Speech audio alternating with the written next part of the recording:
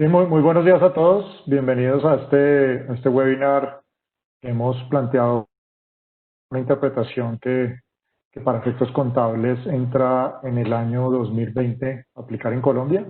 A nivel mundial comenzó a aplicar desde el año pasado, desde el año 2019.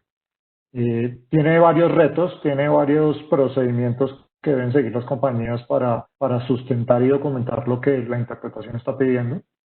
Y pues en principio, como todas las interpretaciones, se sustenta en que ya esto venía escrito en la norma, esta interpretación está asociada con la norma de impuesto de renta, pero de una u otra manera pues complementa y aclara algunas cosas que probablemente no eran tan específicas en la norma y por eso se hace necesario crear una interpretación. Entonces, puntualmente la interpretación tiene por nombre la incertidumbre frente a los tratamientos del impuesto a las ganancias. Entonces, Entonces, el punto de partida y lo más importante aquí es que esta norma solo se relaciona con la NIC 12, con el impuesto de renta. Es decir, esta norma no aplica a otro tipo de impuestos. No le aplica al ICA, no le aplica al IVA. Yo puedo tener temas y tratamientos fiscales con incertidumbre en otros impuestos, pero esta norma solo está enfocada al impuesto de renta. Todo lo demás, al final de cuentas, todo lo que uno pudiese tener por otros impuestos, sigue estando bajo el alcance de la NIC 37, que es la norma de provisiones. Esta solo se va a enfocar en lo que tiene que ver con impuesto de renta. Y ahí surge una de las discusiones más complejas y extrañas de la norma, y es si esta norma trata o incluye los temas de sanciones e intereses. Es decir, normalmente todo problema que yo tenga con un impuesto, cuando llegue el momento de hacer las respectivas correcciones o los respectivos pagos, pues se puede llegar a generar un tema de sanciones o se puede llegar a generar un tema de intereses. Entonces, esta norma, sin entrar en mucho detalle en sus fundamentos de conclusión, dejó claro el tema y dijo, no, esta norma no aplica a los intereses y las sanciones, excepto que usted pudiese demostrar o entendiese que esas sanciones y esos impuestos y esos intereses están direccionados al impuesto de renta, es decir, tienen que ver o su cálculo se hizo sobre la base de impuesto de renta. Dicho de una manera un poco rara, es un impuesto de renta. Entonces, pensémoslo para tratar como de poner escenarios es, piensen por un segundo alguien que enfrentó un pleito con la administración de impuestos, se fue a proceso legal, bueno, todo lo que tiene que ver con jueces, y al final hay un fallo de un juez en el que el juez dice la compañía se condena a pagar 100 pesos. Los 100 pesos, si uno los mira por dentro, probablemente encuentre que es una parte impuesto, una parte intereses, una parte sanciones, pero el juez que falló nunca lo aclaró, nunca lo indicó. Entonces, en ese caso, probablemente uno va a terminar diciendo, ahí todo el paquete de esos 100 pesos, que aunque probablemente incluyen otros temas, termina siendo impuesto de renta.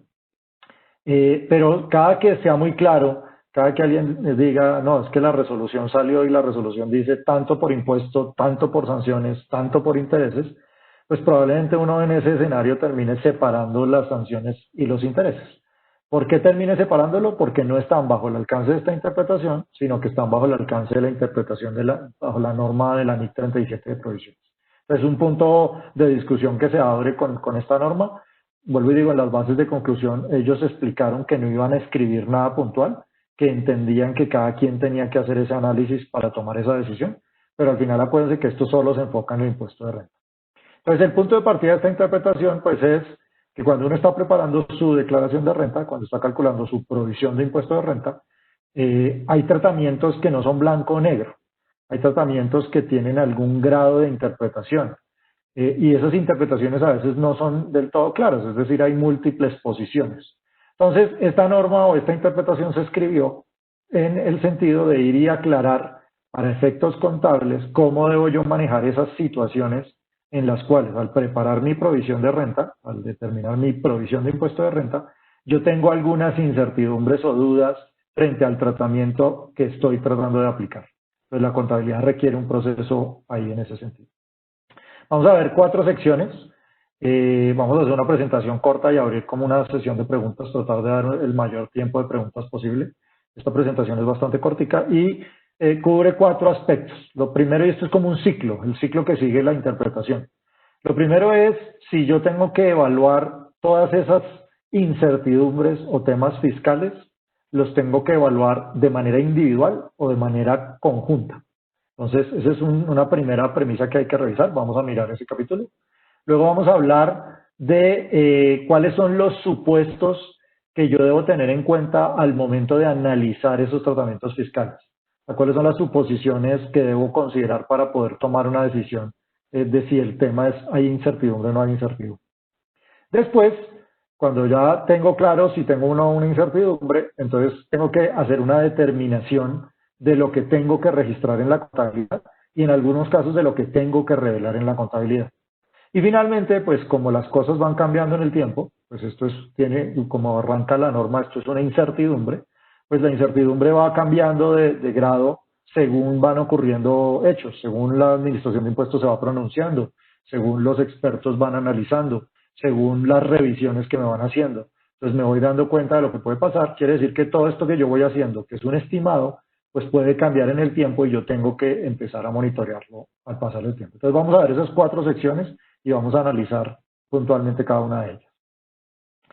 Entonces, el primer paso, acuérdense, es evaluar si yo tengo que mirar esos tratamientos inciertos de manera separada o en conjunto. ¿Qué significa eso? A ver, el paso número 1 en este proceso, de una otra manera, el simple es, usted tiene que coger ese proceso de preparación de la provisión de renta, llamémoslo esa conciliación que hago entre las cifras contables y las cifras fiscales para efectos de determinar cuál es mi impuesto de renta. Tengo que identificar uno a uno los tratamientos que yo aplico al preparar esa declaración de renta. Entonces, ejemplos simples. Las vidas útiles de activos fijos. ¿Aplico las mismas contables o aplico unas que están me ciño a las del estatuto tributario? ¿En alguna me salgo, en alguna tomo alguna decisión diferente? Entonces, ese es un ejemplo de un tratamiento fiscal que yo podría tener. Las diferencias en cambio. Las diferencias en cambio las deduzco o las deduzco cuando hago los pagos, si hay derivados involucrados, cuando me tomo los gastos de los derivados o los ingresos de los derivados. Entonces, todo eso, si se dan cuenta, son decisiones que, si bien parten de la contabilidad en algunos puntos, en algunos temas se separan y yo voy tomando unas decisiones para preparar mi provisión de renta. Entonces, ahora la pregunta que hace la norma es, ¿y usted para efectos de analizarlas, las va a analizar de manera independiente, cada decisión por separado, o en algunos casos la va a analizar en conjunto? Entonces, aquí hay un ejemplo bastante sencillo, y es 3 temas en los que uno evalúa cuando está preparando su declaración de renta. Si tiene transacciones con partes relacionadas en el exterior, pues uno va y mira y dice, tengo que mirar temas de precios de transferencia, ver si los márgenes que estoy utilizando en esas transacciones son adecuados. Tengo que mirar si los ingresos que genero en el exterior son grabados y tengo que mirar si los gastos que incurro con intercompañías son deducibles. Entonces, uno podría arrancar diciendo, cada uno de esos temas como que tiene un análisis independiente. Para resolver cada incertidumbre, yo creo que es mejor analizarlos por separado. Pero también habrá muchas compañías que digan, no, pero es que el último depende del primero, el segundo también depende del primero. Entonces, en ese orden de ideas, para mí la mejor idea de análisis es tratar estos 3 temas específicos en conjunto. O sea, cuando me preguntan si usted tiene una incertidumbre, la incertidumbre la analizo en conjunto para los 3 temas, no tema por tema. De una u otra manera, lo que uno está tratando de determinar es cuál es la mejor manera de predecir cómo se va a desarrollar la incertidumbre. Entonces puede ser que sea más fácil predecirlo situación por situación o puede ser que sea más fácil predecirlo en conjunto. ¿Qué le da a uno la experiencia para lograr eso? Pues obviamente si han tenido procesos de revisión con la administración de impuestos, pues ya de una u otra manera conocen cómo enfocan ellos los temas, cómo los miran, si los agrupan, si cuando revisan uno van y revisan los otros. Entonces eso le permite a uno ir identificando cuál va a ser la mejor manera de predecir el resultado de esto. ¿Okay? Al final el objetivo es poder determinar cuáles son esas decisiones que se tomaron al preparar la declaración de renta y poderlas poner en un listado para poder evaluar cuál es la expectativa de lo que puede resultar del examen que haga el gobierno en relación con esas situaciones. Entonces surge una pregunta bien particular y es, que nos la hicimos cuando salió la interpretación, y es, ¿será que es una decisión de política contable considerar el tratamiento de transacciones inciertas de manera separada o en conjunto? Entonces, la respuesta automáticamente es, eso es falso. no es una política contable, esto es un análisis de mis tratamientos tributarios para llegar a la conclusión de cuáles debo analizar de manera independiente y cuáles debo analizar en conjunto. Pues no es que yo elijo, pues de aquí en adelante todos los voy a analizar en conjunto, o de aquí en adelante todos los voy a analizar separados, de acuerdo a mi política contable. No tiene nada que ver, no es un proceso de política, es un análisis uno a uno. Sobra decir, obviamente, que son cambiantes, es decir, puede ser que en unos años, cuando yo esté revisando mis provisiones de impuestos, me dé cuenta que las analizo de manera separada. Puede ser que haya unos años en los que yo me siente y los analice en manera en conjunto. Entonces eso cambia, aparecen nuevos tratamientos, desaparecen algunos. Yo tengo que estar monitoreando ese proceso para poder identificar eso. El segundo paso, o la segunda tema que íbamos a analizar, entonces, ya sabiendo cuáles son esos tratamientos fiscales que yo utilicé para determinar mi provisión de renta, pues ahora viene la máxima y es qué suposiciones debo yo hacer a la hora de analizar cómo las autoridades fiscales van a entender esto. Entonces aquí, este es uno de los principales cambios de esta norma y como la alerta máxima, y es el punto de partida es, usted tiene que analizar esto asumiendo que la administración de impuestos tiene toda la información. Entonces, había perdón, yo no sé si aquí se ve mi pantalla y justo está tapando la frase más importante. A ver si puedo mover esto, perfecto.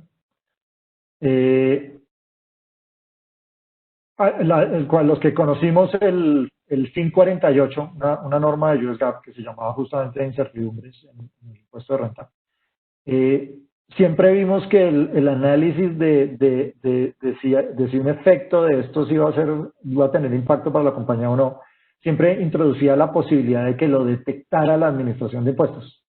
Es decir, uno además de evaluar si la posición estaba bien o la posición estaba mal, realmente también se enfocaba en cuál era la probabilidad de que alguien viniera y me revisara, de que al revisarme lo viera, de que al verlo lo considerara incorrecto.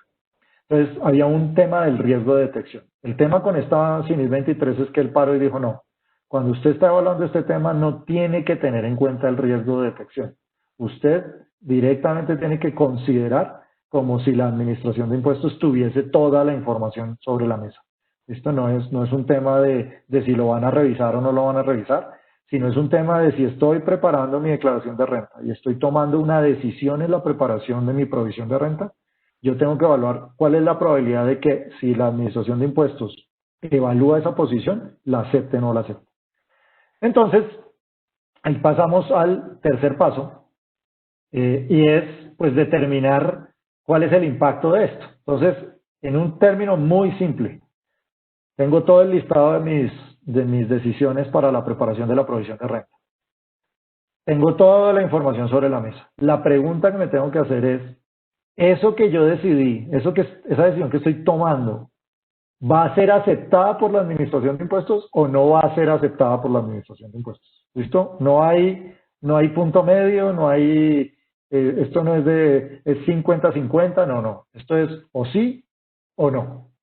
El resultado lógico es que si la decisión que usted tomó al preparar su declaración de impuestos le da una alta probabilidad de que se lo acepte la administración fiscal, entonces el resultado es que la provisión de renta que usted calculó la está calculando con los procedimientos adecuados desde la perspectiva tributaria. Si usted tiene alguna duda o riesgo o incertidumbre, lo máximo que podría llegar a ocurrir es que tenga que hacer una revelación en los estados financieros. ¿Por qué? Porque no va a haber efecto en el cálculo de la provisión. ¿Por qué no va a haber efecto en el cálculo de la provisión? Porque usted calculó la provisión usando tratamientos que usted, después de su evaluación, considera que son aceptables por parte de la Administración de Impuestos. Por el otro lado, si en algún punto del tiempo usted lo que dice es, este tratamiento que tomé la decisión, si la Administración de Impuestos lo revisara, no lo aceptaría, la mayor probabilidad es que no lo acepte. Entonces aquí es donde entra la CINIS 23 y dice, eso toca reflejarlo en el impuesto de renta. Es decir, usted calculó su impuesto de renta considerando ese tratamiento, pero como hay una probabilidad alta de que se lo rechacen si se lo revisan, entonces usted el cálculo del impuesto lo tiene que corregir, tiene que arreglarlo para incluir dentro de ese cálculo el efecto de esa incertidumbre contable. Lo que hizo la norma fue que creó dos procedimientos. Básicamente creó, el primer procedimiento se conoce como el monto más probable y el otro procedimiento se conoce como el valor esperado. La idea es que esos dos procedimientos deben ser evaluados para ver cuál es el que mejor me ayuda a determinar ese impacto, y sobre la base de esos dos procedimientos pues tengo que hacer un registro en la contabilidad. Ahí viene una anotación bien importante y es el resultado de este registro impacta la cuenta de impuesto de renta por pagar y el gasto de impuesto de renta. En el pasado hemos visto casos como estos antes de que existiera la CINIC 23, y muchos lo que hacíamos era que creábamos una provisión. ¿Listo? No quedaba dentro del impuesto de renta, sino que quedaba en un renglón de provisión de provisiones genéricas. Las provisiones de litigios, las que tenemos allá en la última cuenta del pasivo. Entonces lo terminábamos metiendo en esas provisiones. Lo registrábamos, pero no lo registrábamos revelándolo dentro del impuesto de renta. Hoy en día un poco es que esta norma lo que pide es, no, eso tiene que quedar dentro del impuesto de renta, lo que de una u otra manera pues lo hace evidente para una autoridad fiscal. Es decir, la autoridad fiscal viene y revisa la declaración contra el impuesto de renta por pagar y no cruzan, porque pues usted presentó su declaración aplicando la incertidumbre, pero en la contabilidad registró la corrección del valor, incorporando esa posible incertidumbre que puede llegar a ocurrir. Entonces, viendo un poco el tema de los métodos de cálculo, entonces analicémoslos desde una perspectiva básica. Entonces, este ejercicio simple y planteado dice, usted identificó una incertidumbre en un tratamiento fiscal. Pues el resultado de esa incertidumbre es que si la administración de impuestos la revisara con toda la información, usted considera que hay una alta probabilidad de que la administración de impuestos le rechace el tema. Entonces, el tema es que cuando llegue dice, bueno, ¿y qué es lo que tocaría pagar si llegase a materializarse el tema? Entonces resulta que usted hace su listado y dice, hay 6 opciones. Pues podría terminar pagando 0, podría terminar pagando 200, 400, 600, 800, 1000. Ahí hay 6 escenarios, todas las posibilidades de lo que podría terminar pagando. Después llega y hace una ponderación y dice, cada uno de esos escenarios tiene una ponderación, una probabilidad. Pues aquí ustedes se dan cuenta y las dos primeras tienen una probabilidad del 5%, las siguientes tienen una probabilidad del 20%, hay una que tiene una probabilidad del 30% y una que tiene una probabilidad del 20%. Eso todo suma el 100%. Entonces, si yo cojo estos montos estimados por las probabilidades, pues me da un estimado de valor esperado. Entonces aquí para uno y dice cuáles son los dos métodos que sugirió la norma. Entonces, uno es el del monto más probable.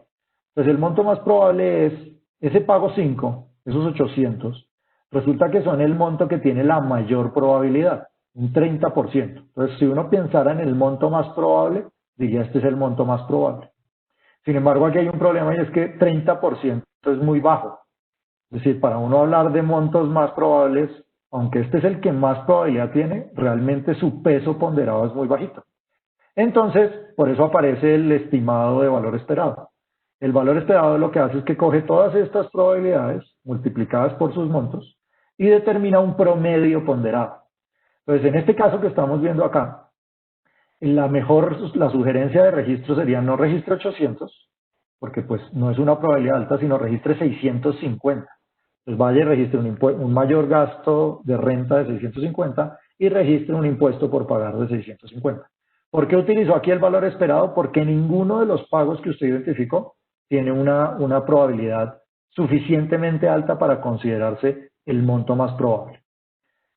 Aquí está planteado el mismo escenario, pero cambiando las probabilidades. Entonces se dan cuenta, son los mismos 6 tipos de pago que podrían llegar a ocurrir. Cambiaron las probabilidades, los primeros escenarios con probabilidades relativamente bajas, el último también, pero resulta que en mi análisis lo que está claro es que la mayor probabilidad es esta, 90% en el pago 5. Entonces, aquí ya cuando uno le dice con 90%, pues casi que es certeza, digamos, casi que no hay duda, pues a la hora de coger el valor yo termino cogiendo el monto más probable. El monto más probable, que es ese 90%, entonces es 800. Quiere decir que el registro que va a hacer en la contabilidad, pues va a ser 800.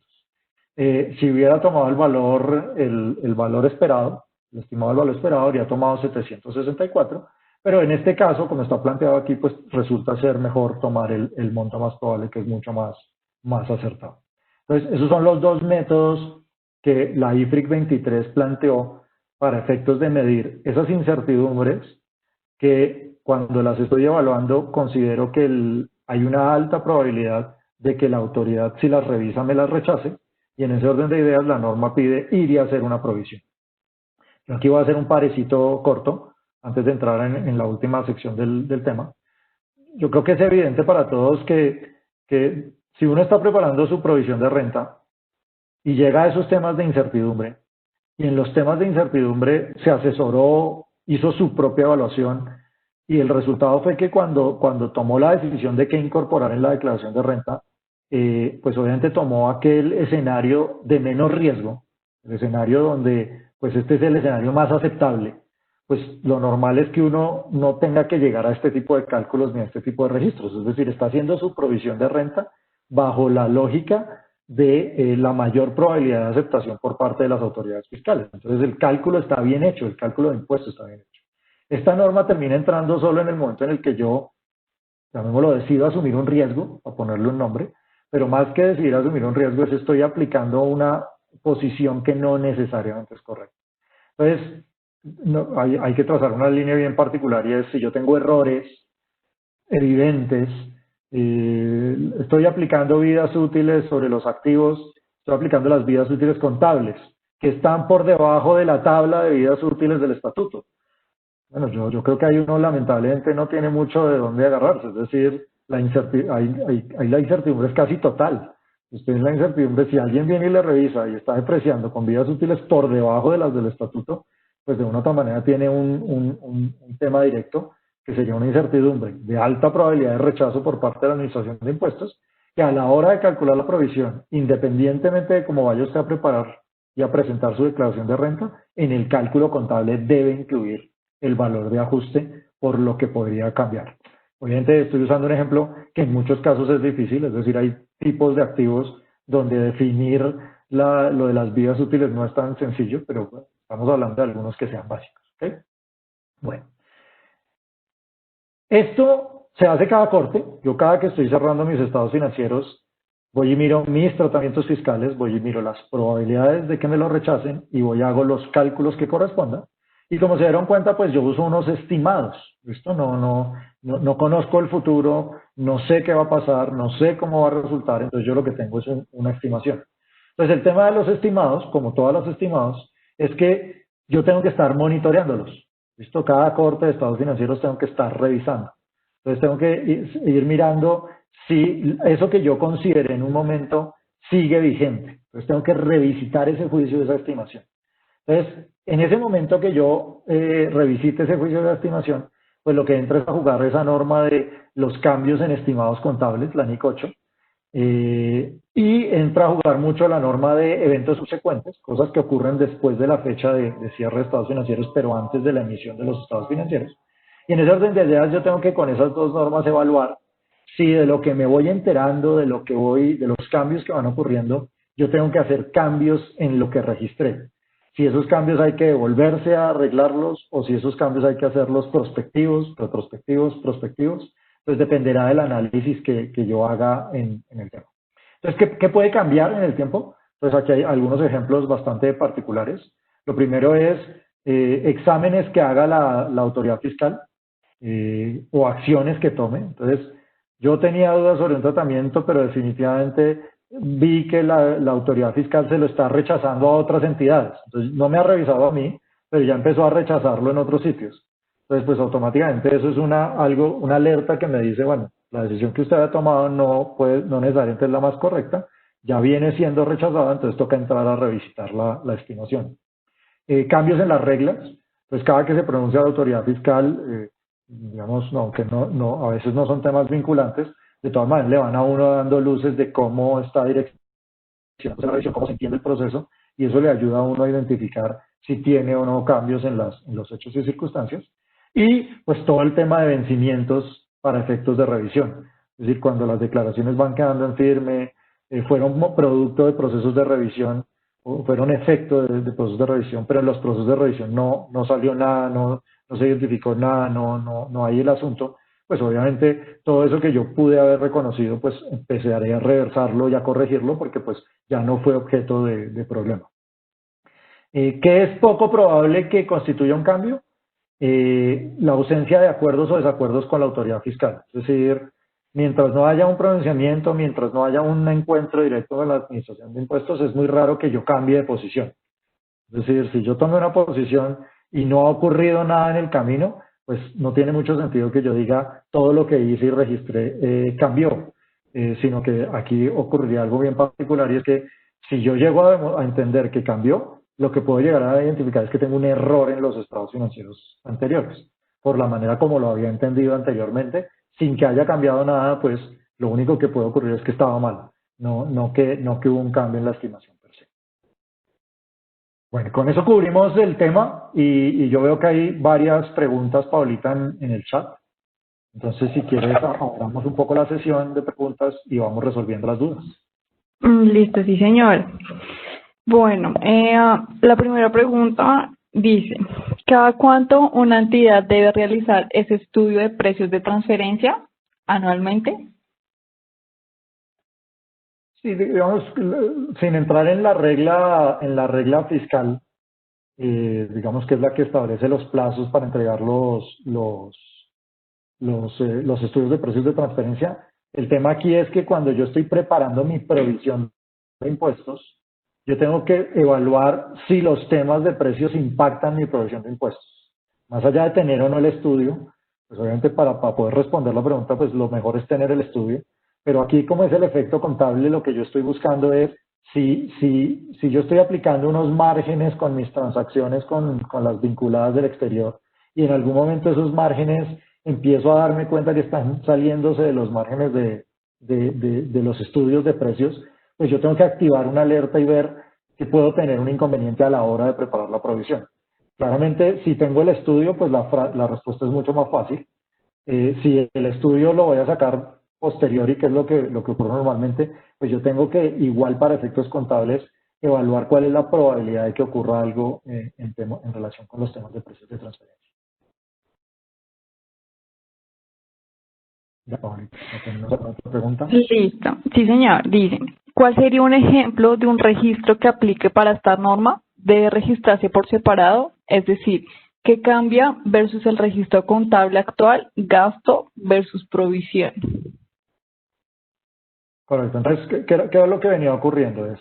La mayoría hacíamos nuestro cálculo de provisión de renta, registrábamos el gasto de provisión de renta y registrábamos un impuesto por pagar.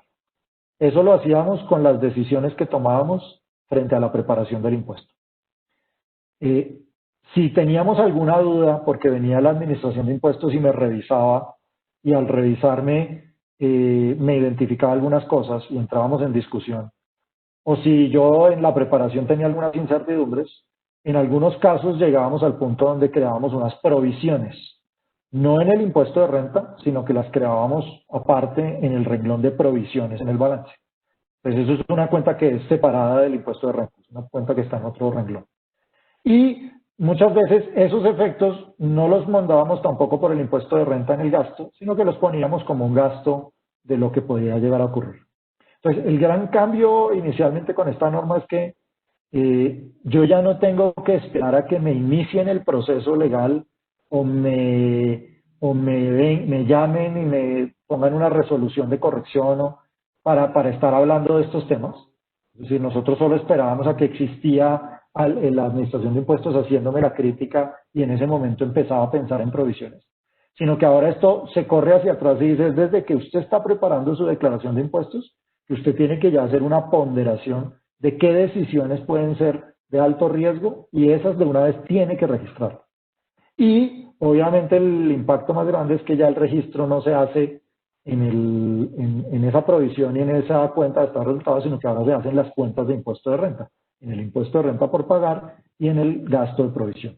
Entonces, esa presentación pues hace mucho, no es bueno decirlo, pero hace ruido, porque pues claramente cuando una autoridad fiscal viene a revisar, si mira su declaración y mira su impuesto de renta por pagar y hay diferencias, pues él automáticamente dirá, pero bueno, porque hay alguna diferencia ahí. Entonces entrará a revisar qué es lo que originó y probablemente pues las discusiones se van a dar mucho más claramente. Perfecto, gracias, Javier. Otra pregunta es, ¿Cuál es la mejor manera de calcular la probabilidad? Sí, digamos, yo siempre que dicto cursos en temas de probabilidades, siempre uno entra en problemas porque en Colombia, la verdad, somos lamentablemente muy malos en el tema de probabilidades. Para uno lograr análisis adecuados de probabilidades, pues tiene que tener información histórica muy bien organizada y tabulada.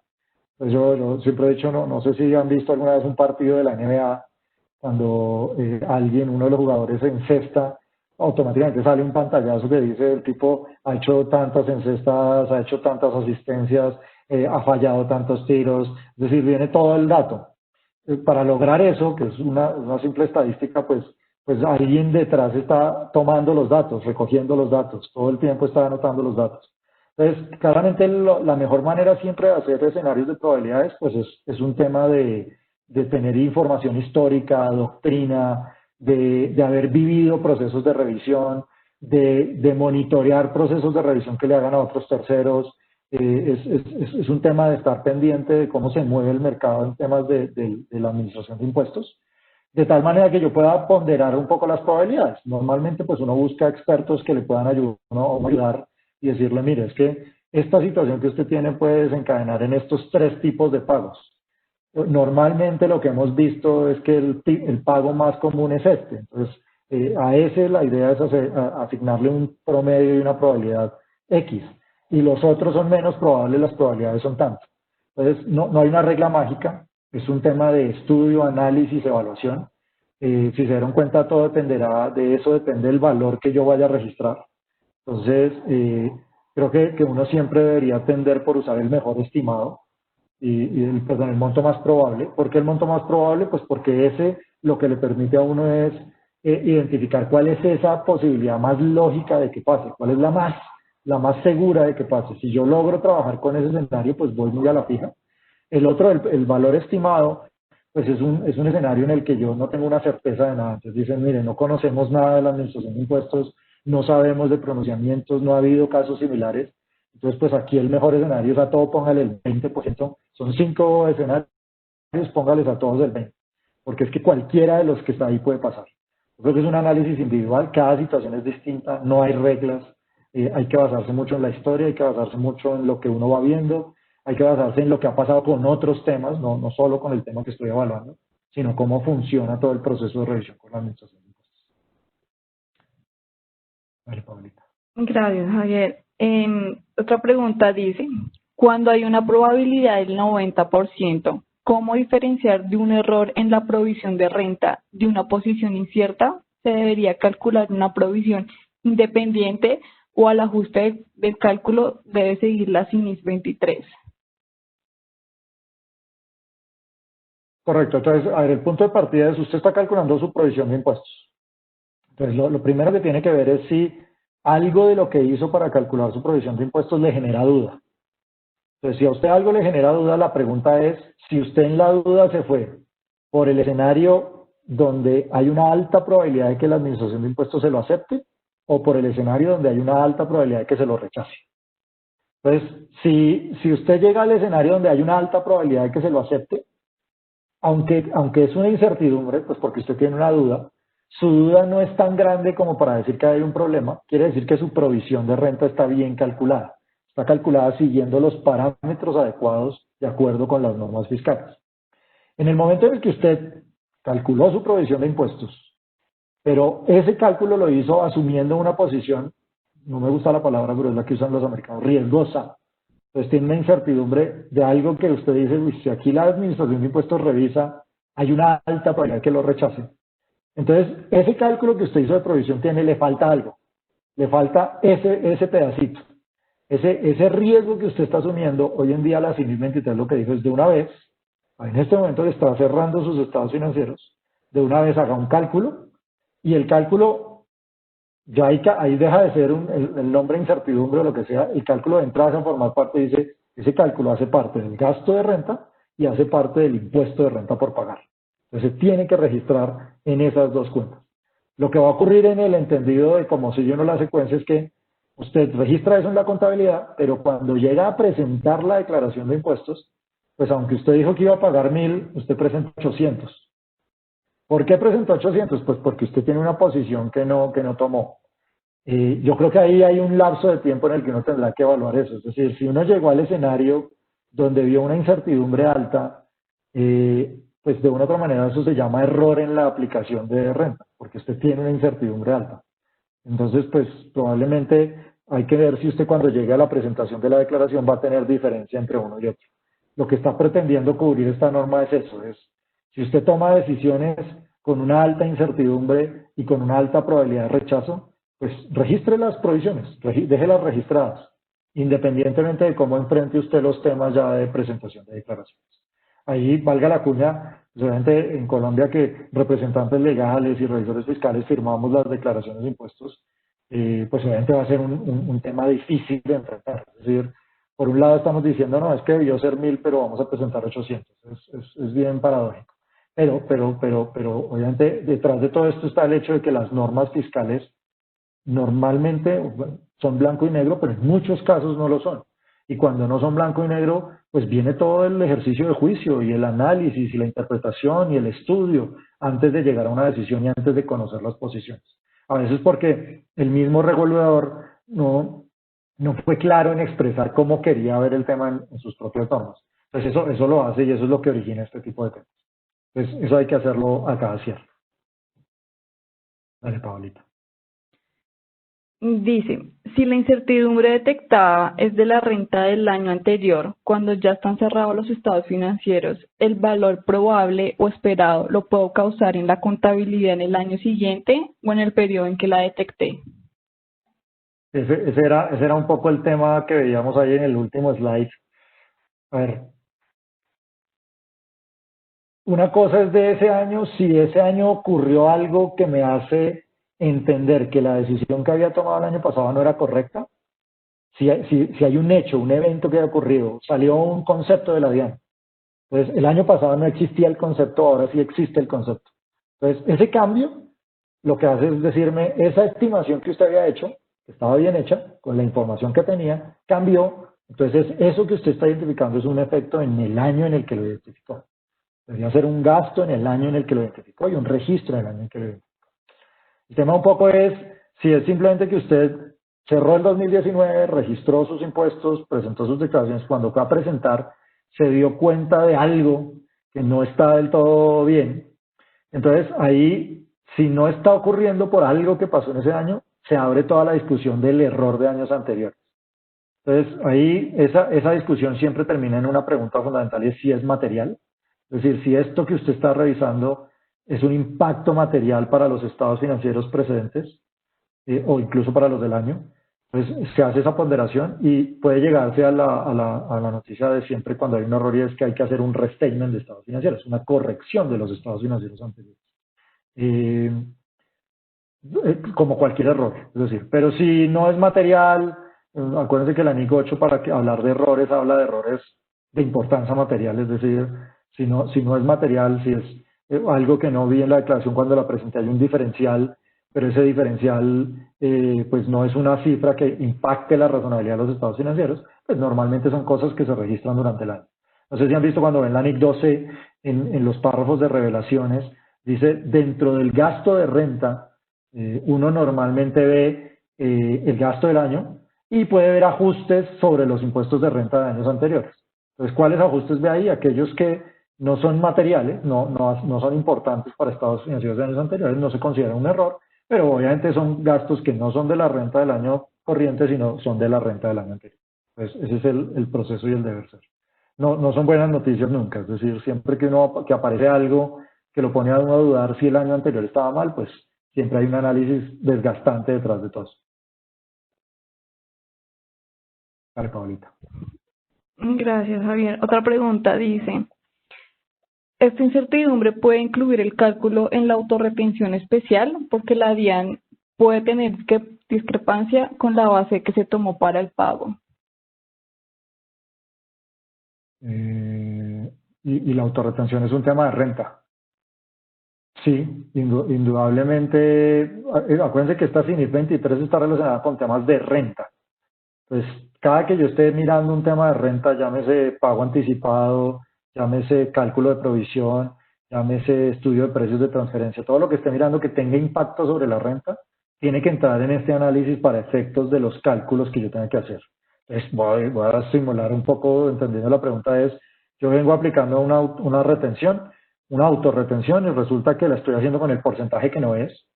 Pues obviamente esta norma entra y dice, bueno, pero si usted está haciendo eso de manera incorrecta, pues usted debería empezar a hacer los registros que correspondan para ir reflejando eso en sus estados financieros. Entonces, sí, la CIMIC 23 se involucra en todo lo que tenga que ver con renta, tengo que admitir, especialmente con el cálculo de provisión de impuesto de renta. Vale, Pablito. Dice, Yo no estoy seguro, si las estás tomando todas desde arriba, no estoy como tan seguro. sí, estamos Bueno. tomándolas desde arriba porque son muchas, pero... Vale, súper que tenemos tiempo.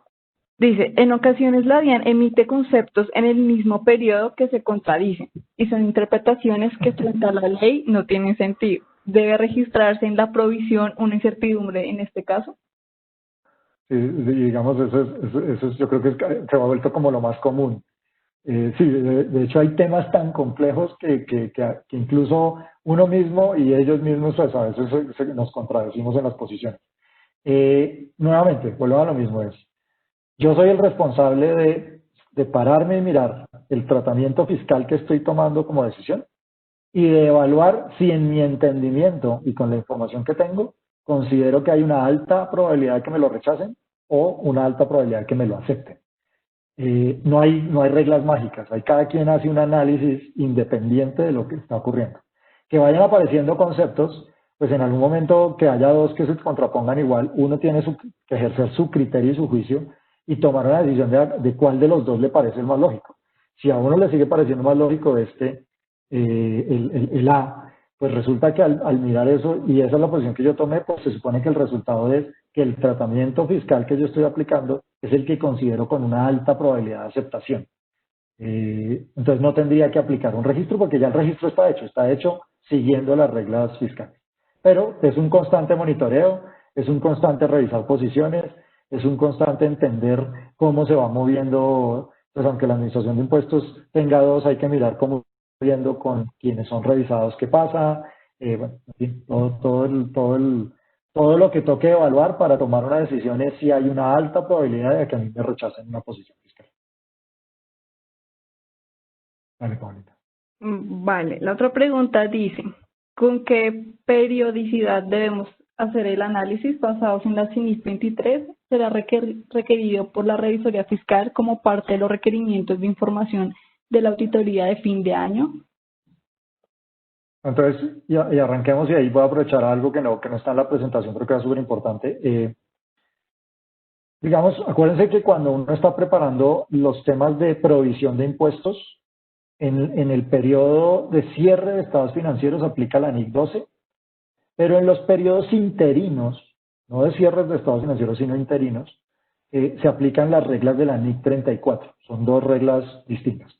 Entonces, la NIC 34 trae un procedimiento de cálculo de provisión en interinos diferente al de cierre de año, ¿no? Esta interpretación está mucho más ligada con el de cierre de año. Básicamente en interina se utiliza lo que se conoce como la tasa de interés efectiva estimada. Pues yo voy reconociendo mis impuestos sobre la utilidad contable antes de impuestos, aplicando una tasa de impuestos efectiva estimada y voy registrando mi provisión de impuestos. Entonces lo hago basado en el presupuesto con ese tema. Yo ahí igual haría la cuña es, si desde el presupuesto usted ya está tomando decisiones particulares sobre tratamientos, pues probablemente usted ya tenga que estar evaluando si esa tasa estimada que está aplicando es la correcta o no es la correcta. Entonces se entrelaza la norma sin decirle que haya que reconocer una incertidumbre en ese momento, aunque si usted la identifica, pues hay que hacerlo en el periodo que la identifique. Pero la alerta sería que tanto está cambiando su tasa de tributación efectiva. Cuando se va al escenario de cierre de año, que ahí sí ya es obligatorio cuando estoy calculando la provisión de renta, mirar todo este tema de transacciones, pues yo ahí sí aplico la CIMIC 23 pura y dura. En los interinos lo hago por las situaciones que voy viendo, más no por el cálculo general, porque el cálculo está hecho por otro método diferente. Entonces, es un tema que hay que mirar. Una anotación que no está en la presentación, y perdón por esto, pero aprovechando la pregunta es, estamos en el periodo de transición en Colombia. Entonces, si se han dado cuenta, las últimas normas que han salido del IFRS han hecho algunos tratamientos de transición particulares. En vista siempre es de ayudar un poco al preparador y de no generar como ese impacto de que cada que sale una norma hay que arreglar el pasado, cada que sale una norma hay que arreglar el pasado.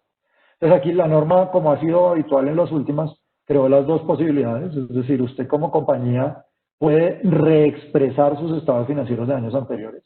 Si usted tiene una posición incierta que no ha reconocido, que hoy ve y analiza, que la debe reconocer y viene desde años anteriores, usted puede perfectamente entrar, corregir años anteriores y hacer un restatement de estados financieros al aplicar esta CINIC 23. Pero la norma también dio la posibilidad de no tocar el año anterior, dejar el año anterior 2019 como estaba y enfocarse en cuánto es el cálculo al 1 de enero del 2020 y registrar lo que toque registrar contra las utilidades acumuladas, sin modificar el año anterior.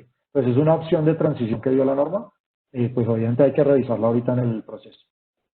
Desde la perspectiva de revisores fiscales, digamos, esto no ha sido ajeno, digamos, todos nos sentamos al final del año, miramos la provisión de renta y discutimos las posiciones. Creo que un poco la tranquilidad que uno tiene normalmente en estos temas es que las posiciones se han discutido para tomar esas decisiones que hacen que sea menos riesgoso la provisión de renta. Entonces, es decir, ya el cálculo lo venimos haciendo tomando las decisiones de esas incertidumbres cuando las incertidumbres se toman hacia el lado donde espero que lo acepte la Administración de Impuestos, con un alto sustento a veces de especialistas, de asesores. Entonces uno normalmente tiende a tomar ese tipo de decisiones. Sí tengo que admitir que tiende a ser raro identificar este tipo de temas, pero pues todos los hemos ido manejando en el tiempo y seguramente ahorita pues simplemente en la revisión vamos a ser mucho más estrictos. ¿Qué es la lógica detrás de esto? A todas las áreas de impuestos, pues lo que les va a corresponder ahorita es hacer un análisis de sus posiciones tributarias, un listado. Entonces, las depreciaciones las calculo según el artículo tal. Las diferencias en cambio me las tomo siguiendo el procedimiento tal. Los temas de márgenes de vinculadas lo hago con tal procedimiento tal. Tiene uno a uno su listado y lo que espera es que documente su ponderación de ¿va a ser aceptada o no va a ser aceptada por la Administración de Impuestos? Si el resultado es que todas van a ser aceptadas, pues el cálculo de provisión debería ser correcto. Y lo que va a revisar el auditor es si está de acuerdo con esa calificación que usted le dio como compañía. Simplemente una comparación de criterios pues para ver cuál sería lo más lógico aplicar. Dale, Paulita. Perfecto. La otra pregunta dice, si se concluye que se debe reconocer una incertidumbre tributaria, la entidad debe calcular la incertidumbre por los dos métodos planteados en la CINIC o puede escoger como política un solo método. Por otro lado, ¿qué papel juegan las sanciones y los intereses de mora en estos dos métodos de cálculo? Correcto. Pues arranquemos por la primera parte. La pregunta es, ¿no es una elección de política? La idea es que uno debe aplicar el método que mejor se adapte a cada situación. Pues puede haber situaciones en las que haya compañías que digan, la situación 1 va por el método del monto más probable y la situación 2 va por el mejor estimado, por el promedio ponderado. Se me olvidan los nombres de los métodos, la verdad están en tantas normas que ya uno los confunde, pero existen los dos métodos. Ahí el tema fundamental es que yo cada situación analizo y tomo la mejor decisión del método. Lamentablemente a veces para poderlo saber, pues uno termina haciendo los dos cálculos. Pero si se dieron cuenta en los slides, hay un cálculo que es el del mejor estimado, perdón, el del monto más probable, que es evidente. Es decir, si usted al mirar los escenarios dice, no, es que ¿para qué miramos los otros tres escenarios si es que el escenario en el que va a ocurrir, si llega a ocurrir algo, es este? Si usted no va a tener dudas, se enfoca en ese y calcula su monto más probable. ¿Cuándo entra a jugar mucho el método de probabilidades? Cuando usted tiene múltiples escenarios y en esa pregunta de la probabilidad dice, no estoy seguro, pero las mezclas le dan una mezcla que no le permite decir esta es la más lógica, sino que es una combinación tan ruda que usted termina usando el promedio de probabilidad. Entonces, esa es la manera de enfocar el tema. Lo de las sanciones y los intereses, como lo dijimos al comienzo, quien escribió la interpretación en los fundamentos de conclusión hay una sección para esto, pero básicamente ellos lo que dijeron es, esta norma no está diseñada para el reconocimiento de las sanciones y los intereses de mora que están relacionados con penalidades y con el cobro del paso del tiempo por algo que usted no pagó. Pues todo eso que esté relacionado con eso está cubierto es por la NIC 37, no por la CINIC 23. No forma parte del impuesto. ¿Listo? Si no forma parte del impuesto, entonces no está cubierto por la norma de impuestos, ni por la interpretación de la norma de impuestos, sino que está cubierto por la NIC 37, que es la de provisiones y pasivos normales. Entonces, en ese punto hace eso. El tema que dejó escrito la CINIC 23 en los fundamentos de conclusiones, lo que pasa es que puede haber momentos donde las sanciones y los intereses terminan siendo parte del impuesto. Es difícil ilustrar casos, pero piensen en alguna sanción que cuando se calcula más como un impuesto. Es una sanción que se calcula como un porcentaje adicional sobre la utilidad antes de impuestos. Entonces, un poco la discusión de la norma dice, si usted esa sanción y los intereses llegan en algún momento a entenderlos bajo sus análisis de las reglas tributarias, que en lugar de ser un problema del paso del tiempo, o en lugar de ser una penalidad por un error, realmente es un cobro de un impuesto de renta, pues usted debería manejarlos dentro del impuesto de renta. A mi gusto son casos atípicos, pero pues hay que estar pendiente de esos. Habrá casos en los que yo termine diciendo, todo eso terminó siendo parte del impuesto de renta y se calcula bajo las reglas de la siguiente. Lo normal es que terminen bajo la norma de provisiones, la NIC 37, y en ese orden de ideas ya tienen otro tipo de análisis, alta probabilidad, baja probabilidad, el cálculo se hace a valor presente, bueno, todas las reglas que trae la NIC 37. Vale, Paulita.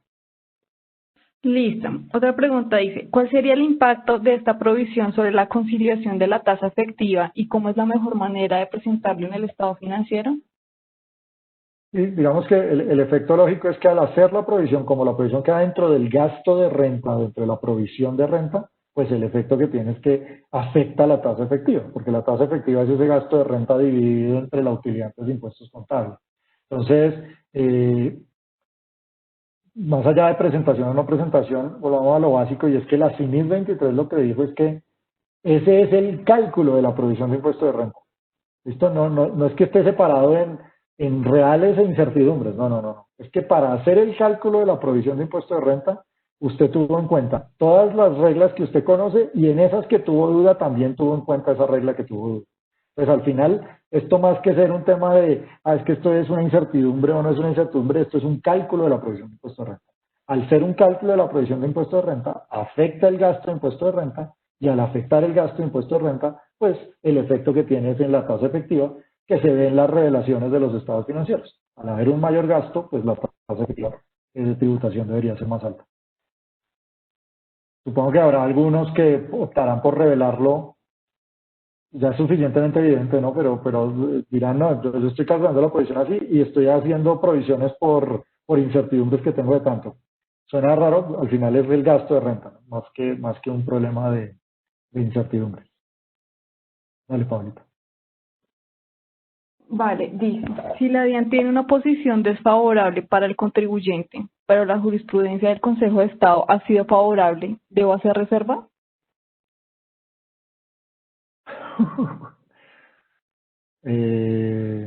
Ahí necesito un abogado. No, lamentablemente, esto es juicio profesional. Entonces, pues, en esas coyunturas donde tengo dos choques tan fuertes, yo tengo que hacer mi propio análisis, ¿no? Yo no me baso, la norma no dice, tome la posición de la mayor autoridad en el país, no dice. Es decir, usted analiza y sobre su evaluación y su entendimiento, con el análisis legal, jurídico, tributario, todo el análisis que corresponda, usted toma una decisión de si hay una alta probabilidad que le rechacen o no es alta la probabilidad que le rechacen.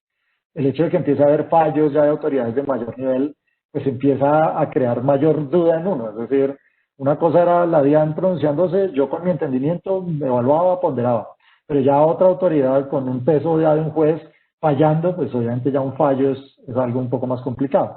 Obviamente, como la pregunta es cómo lo ve la autoridad fiscal, pues pesa muchísimo la visión de la autoridad fiscal, que es donde tiene la decisión.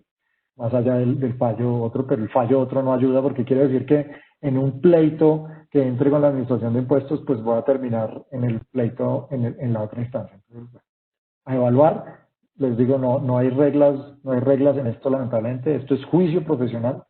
Esto es un ejercicio que yo sé que todos hemos hecho, solo que ahora está formalmente escrito en la norma. Dale, Paulita. Perfecto. Dice, si registro una contingencia, ¿debe afectar el impuesto de renta diferido también? Sí, y buena pregunta yo, porque siempre he hablado como del impuesto de renta. Sí, por supuesto, sí. Si en el proceso de evaluación de las incertidumbres detecto un tema que afecta el cálculo de provisión de impuesto de renta, hay una alta probabilidad que afecte también el cálculo de impuesto diferido. Entonces toca analizar. Esto es para analizar todo. Esto es para analizar en conjunto, impuestos diferidos, impuestos corrientes. No es solo para el impuesto corriente, es para analizar absolutamente todo el cargo de impuestos. Entonces, claro, hay posiciones donde el resultado lógico puede ser que tengo un problema en el impuesto diferido también. Entonces, tendría que hacer el ajuste también de los impuestos diferidos. Nos quedan un par de minutitos, dale, vamos a mirar un par tal vez. Sí, dice, si aplico uno de los dos métodos y esto me genera registro, ¿debo además revelar en el estado financiero la razón o explicación de estas diferencias? Lo que pasa es que está suficientemente revelado, suena un poco raro, yo ya hice el registro. Esto es decir, yo cuando llego al punto donde la incertidumbre es considerada de alta probabilidad de rechazo de la administración de impuestos, más allá de una revelación, lo que ocurrió fue que yo registré ese valor en el gasto de renta y en el impuesto de renta. Así que, pues sí, ya entraré en eso. Cuando entro en el grado de contingencia, ahí sí, la CINIS 23, contingencia es que veo una baja probabilidad de rechazo. La CINIS 23 dijo, esas revelaciones váyase a lo que dice la NIC 37 y ahí sí es la regla general. Es decir, cuando yo tengo contingencias, baja probabilidad de ocurrencia, lo que debo hacer es una revelación y ahí la norma me dice qué debería considerar en la revelación. Entonces tengo esta incertidumbre en temas tributarios, se considera de baja probabilidad que ocurra y yo termino haciendo la revelación del caso. Correcto. Vale, Paulita, la última. Vale, dice, ¿qué rango de tiempo se puede manejar teniendo en cuenta la firmeza de las declaraciones para ver si reconozco la incertidumbre o no? Sorry, qué pena, la entendí, pero ¿qué tanto tiempo qué? ¿Qué rango de tiempo se puede manejar teniendo en cuenta la firmeza de las declaraciones para ver si reconozco la incertidumbre o no? En principio, mientras no haya un cierre de la declaración respectiva, pues yo estoy evaluando las incertidumbres. La teoría es que cuando se cierra ya un proceso, una probabilidad, pues yo ya realmente ya no vale la pena revisar incertidumbres porque ya dejaron de haberlas, ya no hay posibilidad de rechazo. Entonces, no, tengo que ir mirando cada una de mis declaraciones, cómo están en el proceso, cuáles aún están abiertas para seguir evaluando sobre esas y actualizando mis estimaciones de las incertidumbres. Hay una por ahí de NIF Pymes, es una pregunta difícil, pero sí voy a responderla para cerrar y es si quienes aplican NIF Pymes tienen la CINIS 23. Mire, por ahora no ha sido incorporado el contenido de la norma de Pymes, claramente el tema. De todas maneras, hay un pecado siempre en las interpretaciones y es que las interpretaciones no son una norma adicional. Las interpretaciones normalmente es alguien, el que escribió las normas dice, venga, en la NIC 12 ya dice esto, pero como creo que no lo están entendiendo, entonces yo saco esta interpretación. Entonces, eso crea un problema para quien aplica NIF Pymes y es, pues que si uno va y lee los párrafos de la sección 23, creo que es la de impuesto de renta, ahí puedo equivocarme, pues de una u otra manera seguramente se va a encontrar párrafos que son muy similares a la NIC 12 en lo que tiene que ver con el cálculo de provisión de renta. Y entonces el resultado lógico es, bueno, pues quiere decir que cosas como estas igual hay que considerarlas, aunque no hayan sido incorporadas literalmente a la norma. Yo creo que esa sería una posición muy prudente, muy de técnica contable, pero sí, no niego que no, pues no están ni escritos ni obligados ni en el radar de quienes manejan ese tipo de normas. Pero detrás de esto es la lógica de si yo estoy calculando mi impuesto de renta siguiendo las reglas fiscales. Creo que más allá de lo que pueda decir la norma o hacer la norma, ese es el objetivo lógico de esto.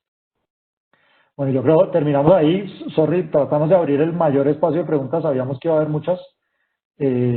Cubrimos las que se pudo. muchas gracias por habernos acompañado. Espero haber logrado transmitir algo de lo que busca esta CIMIC 23. Espero que ahorita para sus cierres les sea de utilidad la charla que tuvimos hoy y pues esperamos vernos en futuras ocasiones. Muchas gracias por tu participación, sus preguntas y pues sigan estando pendientes de nosotros.